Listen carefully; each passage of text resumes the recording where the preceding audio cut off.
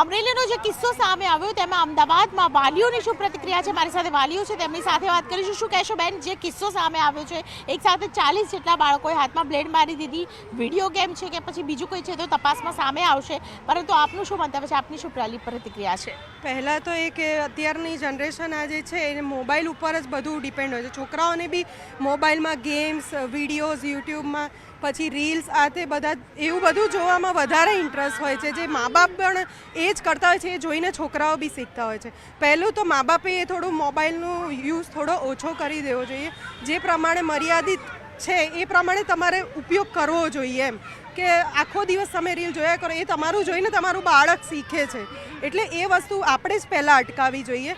અને બીજું છે કે છોકરાઓને આપણે ફિઝિકલ એક્ટિવિટી, કોઈ ગેમ્સ કે આ તે નીચે રમવા જાય, અગર ફ્લેટમાં રહેતા હોય તો બીજા છોકરાઓ જોડે, ફ્રેન્ડ્સ જોડે રમે, ડ્રોઈંગ કરે કે એ રીતનું કોઈ બી અલગ એક્ટિવિટીઝ કરાવવી જોઈએ.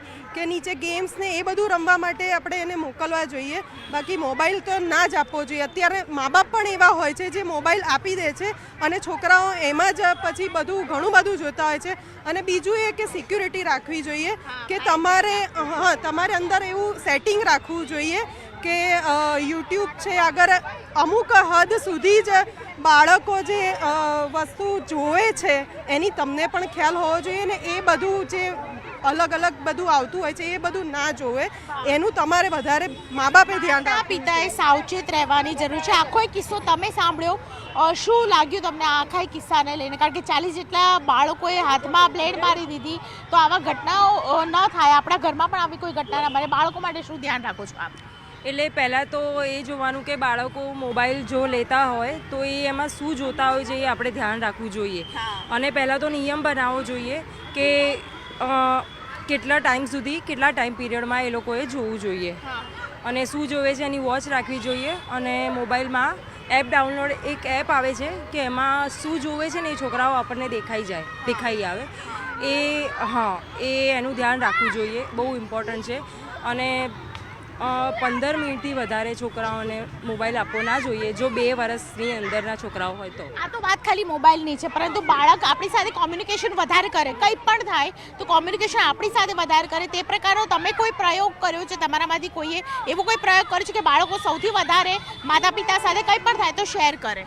યસ, કેમ કે ઘરમાં એવું આપણે માહોલ ઊભો કરવો જોઈએ કે જેથી નાની નાની બાબત કે સ્કૂલમાં કંઈ થયું છે, હેપીનેસ છે કે સેડનેસ છે, તો બાળક સામે થઈને આપણને વાત કરે કે મમ્મા આજે આ થયું છે, આજે આ થયું છે.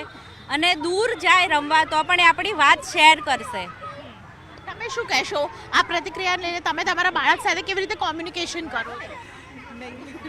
તમે કેવી રીતે કરો છો પોતાના બાળક સાથે? એટલે જે બી એક્ટિવિટી કરતા હોય ઘરમાં એવો માહોલ બનાવો કે આપણે એમની જોડે રમવું જોઈએ. મધર કે ફાધર જે બી હોય, બધાએ બાળકો સાથે ટાઈમ સ્પેન્ડ કરવો જોઈએ કે જેથી એ મોબાઈલ તરફ ઓછો વળે. બિલકુલ. હવે એ વસ્તુ ખૂબ જ જરૂરી બની છે કારણ કે કોરોનાનો સમય આપણે જોયો તો એ કોરોનાના સમયમાં સૌથી વધારે જ્યારે ઓનલાઈન ક્લાસીસ છે તે ચાલતા હતા, તે દરમિયાન મોબાઈલ આપવો ખૂબ જ જરૂરી બની ગયો હતો. તે એડિક્શન કદાચ ક્યાંક ને ક્યાંક હજુ પણ બાળકમાં રહી ગયું છે ને મોબાઈલ છે તેની સાથે એક અલગ જ પોતાનું કનેક્શન કરાવી લીધું છે. આવી પરિસ્થિતિની અંદર માતા પિતા કેવી રીતે આ એડિક્શનને ફરી એકવાર છોડાવશે તે પ્રકારની પ્રક્રિયા છે તે કરવી જરૂરી બની ગઈ છે. અમદાવાદના વાલીઓ કે જેમણે ખાસ પ્રતિક્રિયા આપી અને આ વિશે વાતચીત કરી. કેમેરા પર્સન પંકજ મકવાણા સાથે દીપિકા કુમાર, ન્યૂઝ 18 ગુજરાતી, અમદાવાદ.